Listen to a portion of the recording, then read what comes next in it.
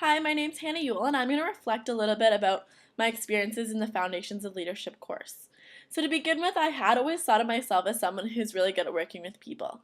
I did know that I prefer to work alone on many tasks because I like the control of having the project and the project outcome. However, when I complete the least preferred coworker scale, it identified me as being highly task oriented. I actually had to look back and see how this could be possible. I was surprised to find that individuals who are more people oriented um, can actually appreciate the qualities of others even when they're not contributing to completing the task. This is when I knew that I was task oriented for sure. This was my first aha moment. I do blame my frustration on non contributing group members on my own perfectionistic tendencies. While I do set very high standards for myself, I do become frustrated when other people can stand in the way of my own goals and aspirations. For example, like receiving a bad mark. This challenged me to stand back and look at myself. Am I a difficult person to work with? I soon found myself overcompensating. In another group project, I found myself being highly complimentary of my group members and really appreciative for small tasks that were well done. I even volunteered to do some of the less pleasurable tasks. Because, like everyone else, I do want people to like me, and this was a really good opportunity for me to take a step back and look at what I was doing. My second aha moment occurred while I was creating my mission statement. This was a really reflective process for me. It really forced me to think about what's important and what I stand for as a person. Further, while reading about mission statements online, one website I found suggested that I could include a section about how I will renew myself. One thing I wrote about in my mission statement is that I would begin writing again to renew myself. I think it's really important for an individual and as a leader to identify how we will fill ourselves back up. I think this relates to sustainability because employees and employers must know how to recharge ourselves. Further, employers and leaders within the workplace must be understanding about their employees' need to feel fulfilled and given the opportunity to recharge themselves, for not only their own personal well-being, but also for the well-being of the organization.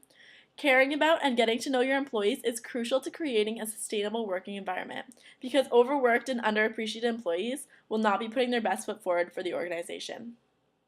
Another aha moment that occurred for me also occurred while I was creating my mission statement. Again, while reading online, an article suggested that we look at our own role models and assess what makes them good role models and leaders in our lives. This was a good strategy. In turn, I could identify specific things about leaders in my own life that made them good role models and people I want to be more like. I included these qualities into my I will strive section of my mission statement. Um, the triple bottom line of sustainability really helped me to understand all that sustainability includes. The environmental aspect of sustainability was a bias I held in my own mind about all that sustainability consisted of. For example, I thought it was just green living, fossil fuel consumption, and waste management. However, because of my interest in industrial organizational psychology, which I'm currently doing my undergrad thesis in and hope to pursue graduate studies in this field, I took a particular interest to the social aspect of sustainability. The social dimensions of community and creating a sustainable workplace were especially interesting to me. The idea of sustainability in the workplace led me to think more about establishing a working environment for employees that will allow them to maintain their levels of productivity without leading them to burnout. Specifically, in my current research on emotional labor within the service industry, I'm identifying specific individual differences that can buffer these effects that could eventually lead to burnout. The idea of sustainability has led me to think more about interventions and workshops that employees could participate in to help them manage the effects of emotional labor and how to distribute their own personal resources more effectively to create a sustainable working environment. I think this contributes directly to my own personal leadership journey, especially if I choose to further my research in graduate studies.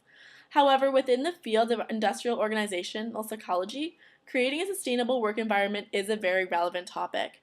Learning about sustainability has given me a new lens to look at the workplace through. This course has been a really great learning experience for me.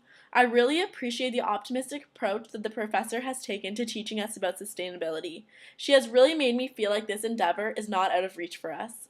I really appreciate the way that she challenges us to change our own minds and our own thoughts surrounding these issues. I know for myself personally, she has inspired a lot of good thoughts and areas for change within myself as an individual.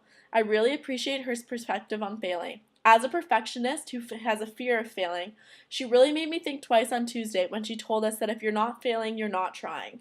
I felt like this message was meant just for me, and she really drove it home. So I'll give it a try. Thank you.